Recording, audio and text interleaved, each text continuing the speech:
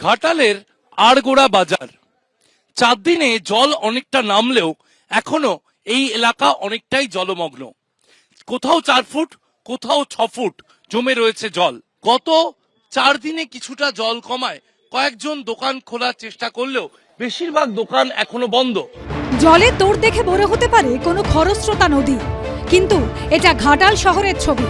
সেখানে এখনো এভাবেই ঢুকছে জল, রাস্তাঘাট উধাও, চারদিকে শুধু জল, যাতায়াতের মাধ্যম শুধুই নৌকা। Sister's birthday. No.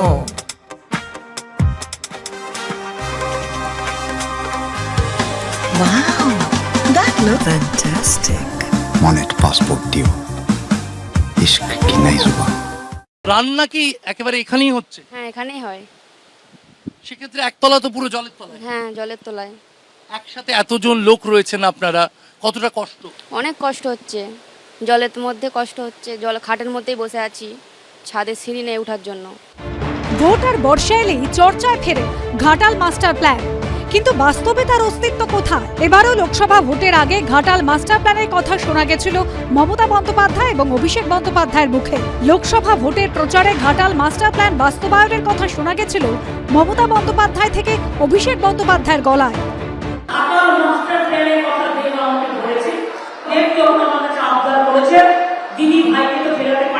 Mamata Bandyopadhyay বলে, দেবকে বল যদি 1 মাসের মধ্যে কেন্দ্র ঘাটাল মাস্টার প্ল্যানের টাকা না ছাড়ে, এই বছরে 31শে ডিসেম্বরের আগে আমার সরকার ঘাটাল মাস্টার প্ল্যান করবে। কিন্তু বাস্তব ছবি এটাই, যেটা প্রতি বছর বর্ষায় একই থাকে।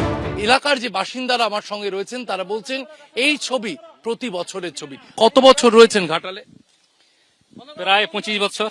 কিভাবে রয়েছেন? বাড়ির নিচে একতলায় তো জল, পুরো 15 ফুট 20 ফুট উঁচুতে জল আছে এখনো। কিভাবে রয়েছেন? রান্না খাওয়া কিভাবে চলছে? বাড়িতে হয়, ছাদে। এখনো জল আছে, এখনো জলে ভর্তি, মালপত্র ডুবে আছে দেখতে পাচ্ছেন।